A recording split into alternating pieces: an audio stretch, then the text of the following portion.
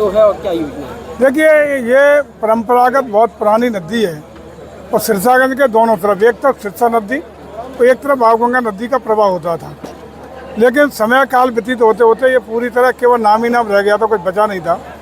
हम बधाई देना चाहेंगे, धन्यवाद देना चाहेंगे अपने जिलाधिकारी जी को, रमेश रंजन जी को, जिन्होंने इसका पुनरुद्धार करने का बीड़ा उठाया और मनरेगा के अंतर्गत इसका जीर्णोद्धार और पुनरुद्धार करके इससे न सिर्फ यहाँ के वाटर लेवल को दुरुस्त करने का काम हो सकेगा, बल्कि पशुओं के लिए, जानवरों के लिए और अन्य सिंचाई सुविधाओं के लिए ही ये सीधा प्रत्यक्ष रूप से लाभकारी होगी, बल्कि यहाँ का जल स्तर को व्यवस्थित और सुनिश्चित करने के लिए, स्थिर करने के लिए बहुत ही भविष्य में ये प्रेरणादायी कार्य होगा, ऐसा मुझे विश्वास है।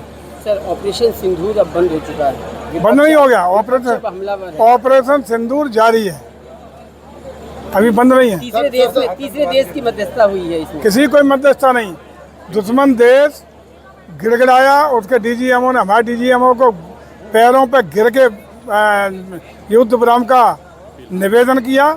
उसके बाद परमाणु हथियार को भयभीत होकर के अमेरिका को लगा कि भारत का अटैक जो परमाणु शस्त्रों के भंडार के पास हुआ है पश्चिम से, उससे भयभीत अमेरिका हुआ और दोनों ने मिलकर के भारत से निवेदन किया और इस शर्त पे हुआ है कि ये गोली उधर से चलेगी तो गोला चलेगा।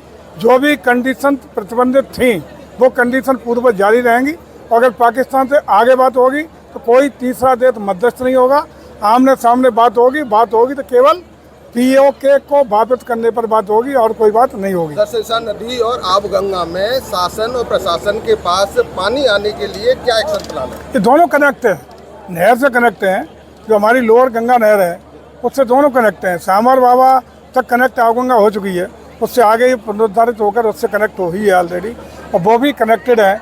बड़ी नदी है वो सिरसागंज, दोनों के कनेक्ट होने से और इसको नंबर एक बाढ़ का जो प्रभाव होता था अगर ज़्यादा बढ़ता तो वो रुकेगा और पानी की उपलब्धता रहने से पशु पक्षी जीव जंतुओं को, जानवरों को, पालतू जानवरों को पानी मिलेगा, इरिगेशन की प्रत्यक्ष लाभ मिलेगा। और सबसे महत्वपूर्ण बात है, क्षेत्र में तबाही की स्थिति थी, जहाँ आप खड़े हैं या 300 फीट नीचे जल स्तर चला गया है, जहाँ ट्यूबवेलों में भी पानी देना बंद कर दिए हैं, वहाँ वाटर लेवल ऊपर आएगी, सुधार होगा तो निश्चित रूप से आगे खेती बाड़ी की संभावनाएं बलवती बनी रहेंगी।